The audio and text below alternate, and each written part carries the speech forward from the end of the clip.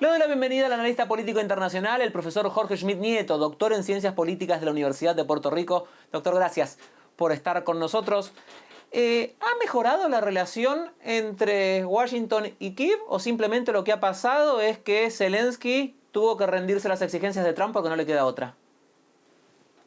Las dos son correctas, no cabe duda. El mundo entero se asustó, pasamos un gran susto después de haber visto ese espectáculo que no es usual, verlos peleándose literalmente en una dinámica que debió haber sido diplomática y estaba diseñada para limar asperezas. No sabíamos después de esa sorpresa si íbamos a seguir recibiendo sorpresas peores. Así que no cabe duda que fue un alivio. Las expresiones de Donald Trump fueron un alivio porque eso le baja la presión a esa dinámica. Por supuesto que es de esperarse que Zelensky hiciera eso porque él es el que tiene todo que perder. Su país está siendo invadido, está siendo destruido, está en una posición totalmente vulnerable, dependiente de Estados Unidos 100% desde el 2014, desde la invasión a Crimea, desde la guerra civil en el Donbass, ha tenido total dependencia de Estados Unidos. Así que fue una buena noticia, pero las palabras son una cosa, las acciones son otra.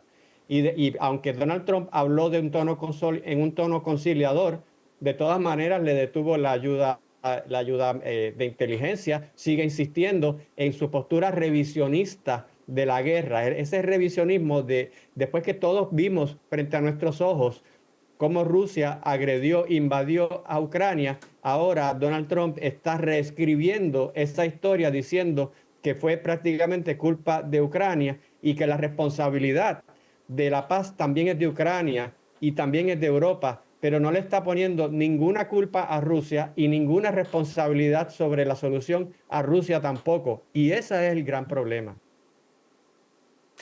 ¿Puede Ucrania y Zelensky recostarse en Europa y prescindir al menos de manera parcial de la ayuda de los Estados Unidos? ¿O Ucrania necesita sí o sí algún tipo de ayuda de Estados Unidos? Ahora mismo necesita sí o sí alguna ayuda de Estados Unidos. No hay ningún ejército europeo de ningún país europeo que le pueda hacer frente al ejército ruso. Y si Ucrania pierde el apoyo militar y el apoyo logístico de inteligencia, que es tan importante como las armas y los antimisiles y todo eso, el apoyo de inteligencia para saber dónde están los aviones, dónde están los tanques, dónde están las tropas, eso es igual de importante. Si Ucrania pierde eso, Rusia se pone en una posición mucho más fuerte para invadir. Así que Ucrania necesita el apoyo de Estados Unidos, pero también para algún tipo de garantía de que no se aumente la presión luego de que haya un cese al fuego, va a necesitar tropas europeas en Ucrania, no porque las tropas europeas tengan la capacidad de detener a Rusia, sino que por el tratado, el artículo 5 de la OTAN, si Rusia atacara a algunas tropas francesas o inglesas, se vería entonces Estados Unidos en la obligación de entrar y eso lo sabe bien Rusia. Así que Zelensky da la impresión de que ya se ha resignado a que va a perder 20% de su territorio, que nunca va a recuperar Crimea y que le va a entregar a Estados Unidos gran parte de sus recursos naturales. Su preocupación es que cuando se vaya Donald Trump de la presidencia, Rusia y Putin comiencen otra vez a su agresividad y empiecen a quitarle otro pedazo más, porque ahí, y esas son las garantías que Zelensky pide y las que nadie les puede dar. Justamente quería preguntarle eso. ¿Ucrania ya perdió la guerra, teniendo en cuenta la narrativa que está tratando de imponer Donald Trump, que usted nos decía, digamos, dejando de lado toda culpabilidad de Rusia? ¿Ucrania en la práctica ya perdió la guerra? Lo que tiene que ver es a ver qué migaja del territorio que le han arrebatado puede recuperar. Claro, y francamente ese pedazo del Donbass, hace tiempo que Ucrania no tenía realmente un control efectivo sobre ese territorio. Esa guerra civil que comenzó en el 2014, el gobierno ucraniano la podía sostener por el apoyo que le dio primero Barack Obama, después Donald Trump, Biden. Sin ese apoyo, ese pedazo lo habría perdido hace tiempo. Así que sí, Ucrania perdió la guerra. Donald Trump en eso tiene razón, perdió la guerra y no va a ser capaz de aguantar las tropas, un avance adicional de las tropas rusas, si no es por el apoyo estadounidense. Y eso suena un poco cruel de parte de Donald Trump, porque fue el propio Estados Unidos con Joe Biden quien le aseguró a Ucrania que nunca permitirían que pasara eso, pero el mundo está cambiando aceleradamente. Y hablando de que el mundo cómo cambia aceleradamente, venimos hablando de varias potencias, Estados Unidos, Rusia, pero también me interesaría preguntarle qué pasa con China en este contexto mundial, porque es la otra potencia que falta. Y esa es la potencia, y esa es realmente lo que le preocupa a Donald Trump. Era la preocupación de Joe Biden también. Ellos están muy conscientes que su gran enemigo militar, industrial, tecnológico no es Rusia, es China. Esa es su gran competencia.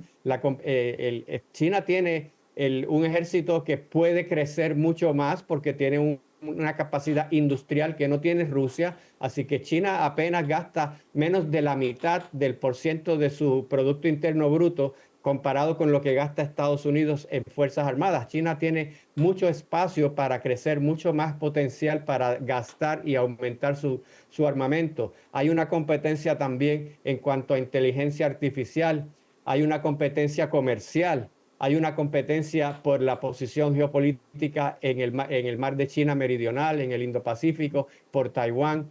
Y hay una carrera armamentista que se ha desatado no solo en China, también en Europa. Así que en ese sentido, Donald Trump está muy claro, como lo estaba también Biden, que a mediano y a largo plazo su mayor competencia es China. Y desde esa perspectiva, la postura de Donald Trump es entendible porque para los intereses de Estados Unidos no es conveniente seguir gastando dinero y seguir manteniendo su enfoque de política exterior en Ucrania, cuando donde de verdad lo debe hacer es en el Pacífico. Y allá también veremos cómo Japón se rearma, Corea del Norte, Corea del Sur.